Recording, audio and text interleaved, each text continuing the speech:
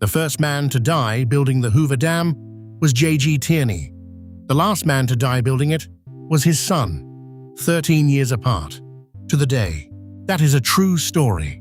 Verified, documented, December 20th, both times. Tonight, 5 coincidences so impossible that mathematicians study them, and so real that historians can't dismiss them. A horror writer who described a real murder 46 years before it happened down to the victim's name. A man whose house sat at both the beginning and the end of a war. A king who met his exact double and shared his death. And the writer who arrived and left with the same comet. By the end, you'll have to decide chance or something we don't have a word for yet. Story 1. The Cannibal Prophecy of Edgar Allan Poe. 1838. Poe publishes his only novel. 4 shipwreck survivors drift in an open lifeboat, starving. In the book, they draw lots. The loser is eaten. His name is Richard Parker, a cabin boy. The novel flops. It disappears. Fine, fiction is fiction. 46 years later, 1884. A real yacht called the Mignonette sinks in the real South Atlantic. 4 real survivors drift in a real open lifeboat, starving. 3 of them kill and eat the 4th, the cabin boy. His name was Richard Parker. The survivors were rescued, confessed openly, and their trial changed British law forever. The judge's ruling, that necessity is no defense for murder, is still cited today. Nobody at the trial mentioned the book. The connection surfaced years later and has haunted literature ever since. Poe died broke, believing that novel was a failure. He had written a newspaper report. He was just 46 years early. Story 2. The Man Who Couldn't Escape the War. July 1861. The first major battle of the American Civil War erupts at Bull Run, Virginia. Cannonballs fall on a farmhouse kitchen. The house belongs to a retired grocer named Wilmer McLean. One shell drops through his chimney into a pot of stew.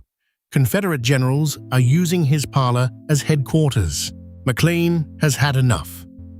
He moves his family 120 miles south to a sleepy village where nothing ever happens. The village is called Appomattox Courthouse. For 4 years, the war rages elsewhere. McLean sells sugar. His gamble worked.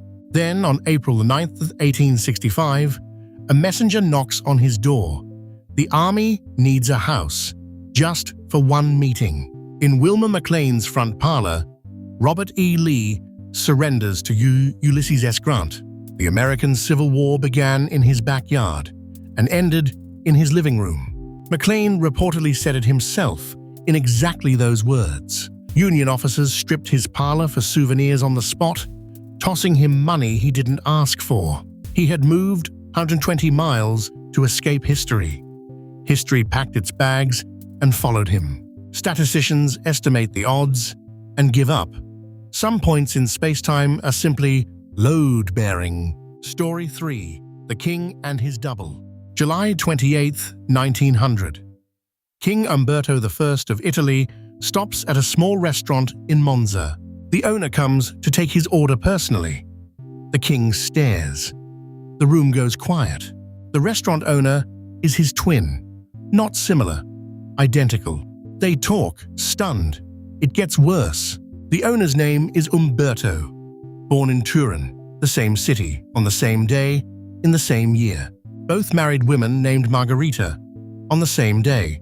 The restaurant opened on the day of the king's coronation. The king, shaken and delighted, invites his double to a royal athletics event the next day. The next morning, the king is told the restaurant owner died hours earlier. A shooting. Details unclear.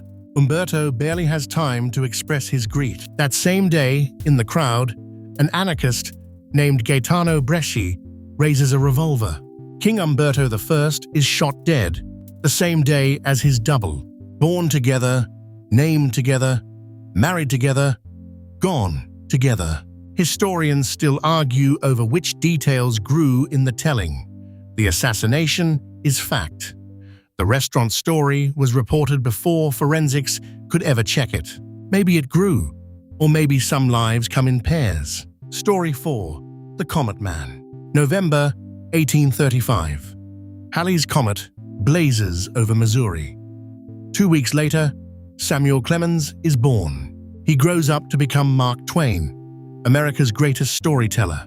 In 1909, old and sharp as ever, Twain tells a friend something strange. "I came in with Halley's Comet. It is coming again next year, and I expect to go out with it." He says the Almighty has said, "No doubt here are these two unaccountable freaks. They came in together, they must go out together." Halley's Comet returns once every 75 years. It reached its closest point to the Sun on April the 20th, 1910. Mark Twain died on April the 21st, 1910, one day after the comet's closest approach. He was born with the comet in the sky. He left with the comet in the sky. No other famous life is bracketed like that by the same visitor from deep space. The comet returns in 2061. Somewhere, someone being born this century will look up at it twice. Story 5. The Dam That Took a Father and a Son. Now, the full story of the one from the beginning. December 20th, 1921. Surveyors are mapping the Colorado River for a dam that doesn't exist yet. J.G. Tierney, working from a barge, is swept into the river and drowns. He is the project's first casualty before construction had even begun. His son, Patrick Tierney, grows up. He becomes an engineer. He takes a job on the same dam, maybe to finish what his father started, maybe just for work. We don't know. December 20th, 1935, 14 years to the day after his father's death. Patrick Tierney falls from an intake tower into the water below. He drowns. He is officially the last man to die building the Hoover Dam. First victim, last victim. Father, son. Same day of the year, same river. 96 people died building that dam. Only 2 shared a bloodline, and they bracket the entire list. The odds have been estimated at millions to 1. The dam still stands, holding back the river that took them both. There's a memorial at the site. It reads, "They died to make the desert bloom." So, 5 stories, what do we do with them? A mathematician will tell you honestly that in a world of 8 billion people, million to 1 events happen 8,000 times a day. Given enough time and enough people, the impossible becomes inevitable. That's just statistics. But knowing that doesn't help, does it? Because you've had one too. A phone call the second you thought of them. A name that kept appearing. Statistics explains the pattern. It never explains the feeling. Maybe that's the real story. We are pattern-finding creatures in a universe that occasionally winks. So, here's my question for you. What's the one coincidence from your own life that you still can't explain? Tell me in the comments. I read them all. The best one gets pinned. And subscribe, because stories like these keep finding each other, just like they found Richard Parker.